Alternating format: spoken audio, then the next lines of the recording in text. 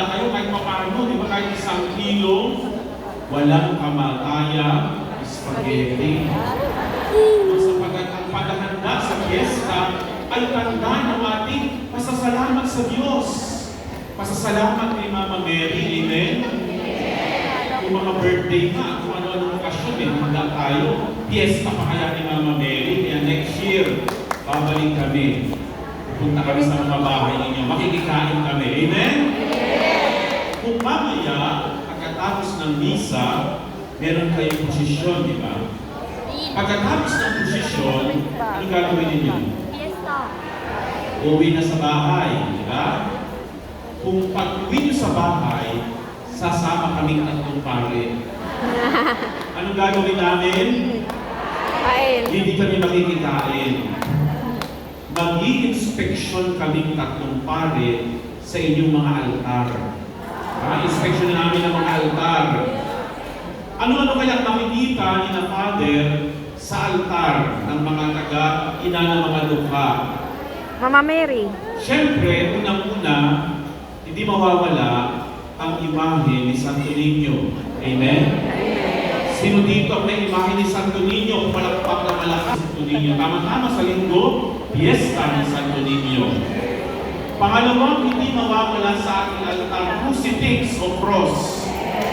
Sino dito may pagkabuhay ni Jesus para sa ating kaligtasan? At siyempre, pangatlong hindi mawawala, ang imahe ni Mama Mary. Ang isang katangian ng pananampalataya ng mga Pilipino ay makainang pananampalataya. Makainang, ibig sabihin, malaki ang papel na ginagampanan ni Mama Mary sa buhay ng bawat Pilipinong Kristiyano. Sabi nga, di ba, ang Pilipinas daw ay Pueblo Amante de Maria. Sabi niyo nga? Pueblo Amante de Maria. Translate. Ano ibig sabihin nun? Pueblo. Pag sinabi natin Pueblo, bayan. Bayan. Bayan. Amante, from the word, Spanish word amor, Amor. means love. Love. No, Bayang sinisinta. Nagmamahal. Amante. De Maria, kay Maria. Bayang nagmamahal kay bayang sumisinta kay Maria. Amen? Amen. Yan, dito daw sa ating parokya, dito sa Tenement, Western Libutan, parokya nagmamahal kay Maria. Amen? Amen. Kaya, ina ng mga dukha. At makikita po natin yan sa ating pagturing kay Maria. Alam po ninyo ang mga French. Ano yung mga French? Ang tawag nila kay Notre Dame. Sabihin nyo nga? Notre Dame. Ibig sabihin ay Our Lady. Ang mga Espanyol, ang tawag nila ay Nuestra Señora. Diba? Pag sinabi natin Nuestra Señora, ano ibig sabihin niyan? Our Lady. O ang mga Amerikano, ang mga Ingles, diba? Tawag nila Our Lady. Our Lady of the Poor. O kaya, Blessed Virgin Mary. At kapag tinranslate mo sa Tagalog o sa Pilipino ang Blessed Virgin Mary, blessed, ano ba yung blessed? Nagpala. Nagpala. Virgin Mary, Birheng Maria. Pero ganun pa natin siya tinatawag, pinagpalang Birheng Maria. Hindi, di ba? Mahal. Ang tawag natin, Mahal.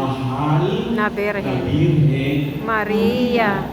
Bakit daw mahal? Kasi pag tinawag mo ang isang taong mahal, ibig sabihin, someone who is so dear in our heart. Malapit, mahal sa ating puso. At hindi lang yan, ang tawag pa natin ay Mama Mary. Hindi lang mahal, kundi Mama Mary. At pag sinabi mo Mama Mary, napakalapit at napakalapit sa puso natin. Sapagkat siya'y ina natin lahat, ina ng mga dukha. Kaya nga, alam po ninyo, 4 daw ang palagi ang papel na ginagampanan ni Mama Mary sa buhay natin. Una, tandaan po nito si Maria, no, bilang nanay natin, siya ang takbuhan ng mga nangangailangan. Takbuhan. Umaway sa school, may nakasar, kanino unang tumatakbo? Nanay. Sa nanay, nagsusumbong. Kaya siya, hindi lang siya katakbuhan, siya rin ang sumbungan. Pangatlo, siya ang hingahan ng mga problema, ng mga may pinagdadaanan sa buhay. Lalo tigit kapag nahihirapan, hindi hinga sa isang nanay. Kaya, yun yung pangatlong papel ni Maria. Ano una? Kalimutan niyo. Ano una?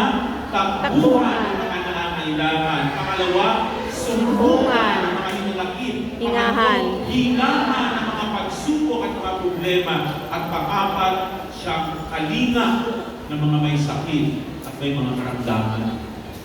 Kapag ang anak may sakit, may lagnat, sino hindi mapakali?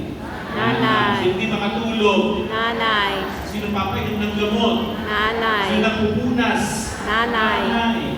Kalinga ng mga may sakit, may mga karamdaman. Kaya every time tayo titingin, lalapit sa mahal na Birhen Maria, sa ating Mama Mary, ito yung apat na napakahalagang papel na kanyang ginagampanan sa ating buhay. Sa oras ng ating karughaan, sa oras ng ating pangangailangan, sa oras ng ating mga dumadanas ng hinanakit, pagsubok, kahirapan sa buhay, sakit at karamdaman, merong nanay na laging naniniyan para sa atin. Siya ang mahal na Birhen Maria, ang ina ng mga dukha. Sa mga sandali ng ating karughaan,